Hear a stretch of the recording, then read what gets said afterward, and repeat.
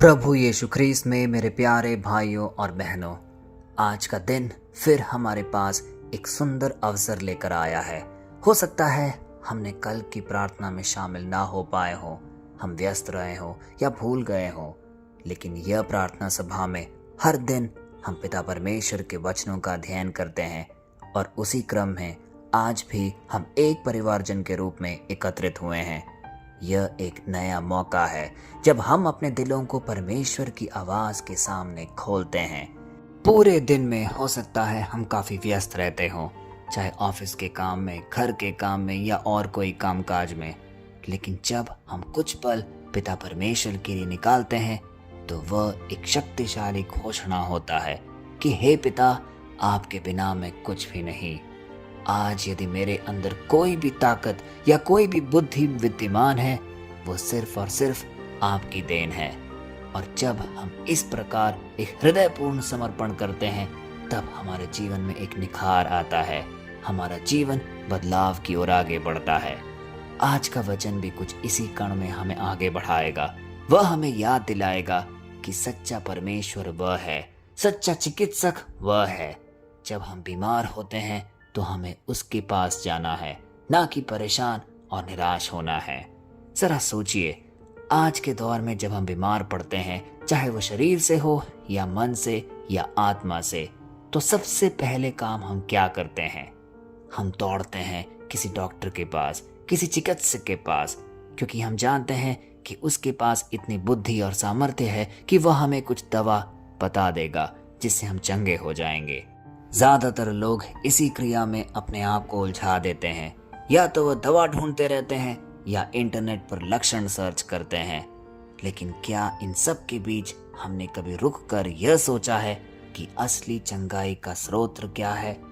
असली चंगाई आखिर हमें कौन दे सकता है? आज का वचन हमें यही याद दिलाता है, जो कि लिया गया है सिराख की पुस्तक से, अध्याय 38 पद संख्या 9 से 10 और 15। वचन कहता है, हे मेरे पुत्र, जब तू बीमार हो विलंब ना करना, बल्कि परमेश्वर से प्रार्थना करना और वही तुझे चंगा करेगा। पाप से दूर हो जाओ और अपने हाथों को सही दिशा में चलाओ और अपने हृदय को सभी अपराधों से शुद्ध करो। जो अपने सृष्टिकर्ता के विरुद्ध पाप करता है, वह चिकित्सक के हाथों में पड़ जाता है। कितना शक्तिशाली है यह वचन। जो अपने सृष्टिकर्ता के विरुद्ध पाप करता है, वह चिकित्सक के हाथों में पड़ जाता है। क्या यह वचन हमारे आज के जीवन से तालमेल नहीं रखता?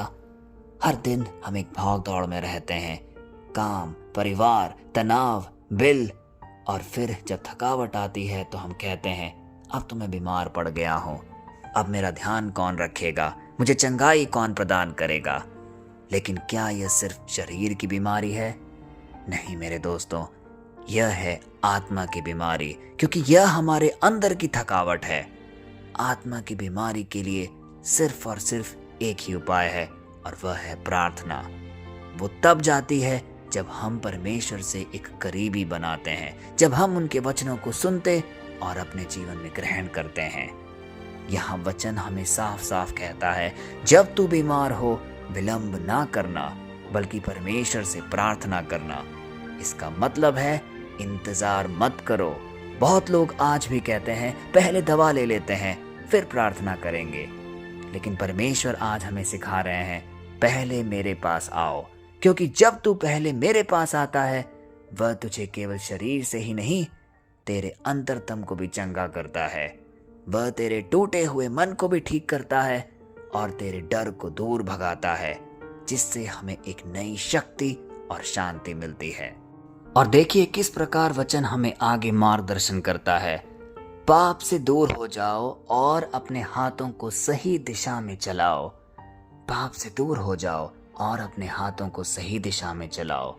यानी जब हम परमेश्वर से चंगाई मांगते हैं तो हमें अपने दिल को भी साफ करना होगा, क्योंकि कई बार हमारी बीमारियां सिर्फ शरीर से ही नहीं होती, वे हमारे अंदर के बोझ से, हमारी गलती, हमारी ईर्ष्या, हमारी चिंता या हमारी आत्मा के टूटने से भी पैदा हो सकती है। आज हमें इस सच को स्वीकारना होगा और अपने आप से एक अहम सवाल पूछना होगा। क्या ऐसा कोई बोझ है जिसे हम अपने जीवन में उठा रहे हैं? क्या ऐसी कोई गलती है जो अंदर ही अंदर हमको खा रही है? क्या कोई दर्द है जिसे हम दबा नहीं पा रहे? आज का वचन हम सबके जीवन में एक नई ज्योति जला रहा है, क्योंकि आज का वचन हमें ये समझाता है कि उसे छोड़ दो जो तुम्हें निराश कर रहा हो, जो तुम्हें तोड़ रहा हो। सब कुछ परमेश्वर के हवाले कर दो, चाहे वो तुम्हारा पाप हो, तुम्हारा बोझ हो या तुम्हारी दिक्कतें हो, क्योंकि जब तू शुद्ध होता है तब चंगाई बहने का एक कारण बनता है। और फिर आज वचन हमें समझाता है, जो अपने सृष्टिकर्ता के विरुद्ध पाप करता है वह चिकित्सक के हाथों में पड़ जाता है। यह एक बहुत बड़ी सच्चाई है जिससे यह वचन हमें रूबरू कराता है।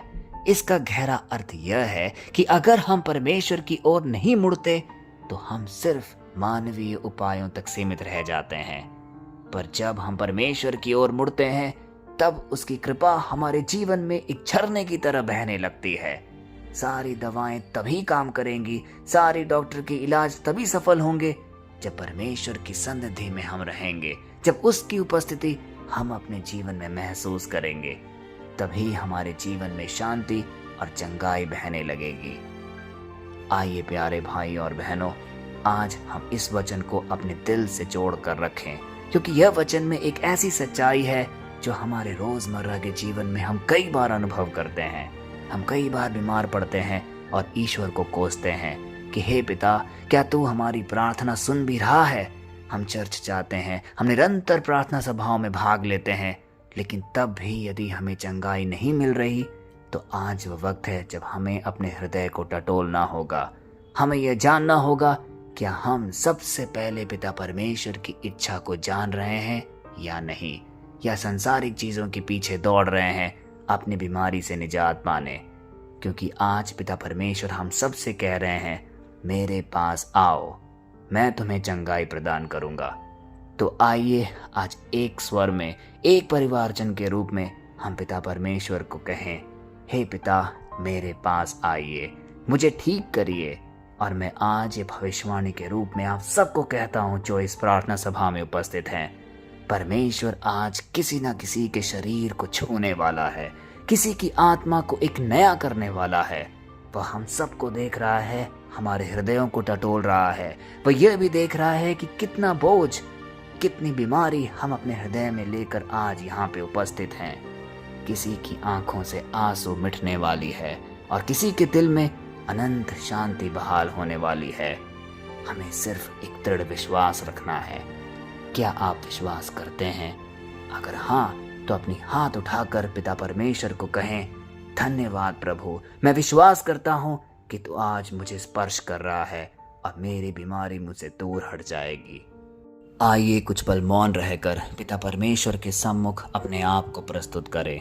वो सारे क्षण को हम याद करें जब हम कमज़ोर पड़ जाते हैं, जब हम सांसारिक चीज़ों के पीछे दौड़ने लगते हैं, क्योंकि हमें लगता है कि हमारी बीमारी सिर्फ ये सांसारिक लोग ही ठीक कर सकते हैं, दवा या कोई इलाज ही हमें ठीक कर सकते हैं।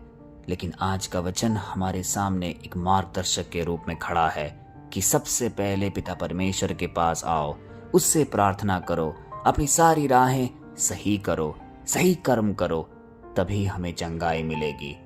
आइए ये प्रार्थना बोलें। हे स्वर्गीय पिता, आज हम तेरे वचन के सामने खड़े हैं। तूने कहा है, जब तू बीमार हो विलंब ना करना बल्कि मुझसे प्रार्थना करना। आपके हर एक वचन को हम आज दिल से जोड़कर देख रहे हैं।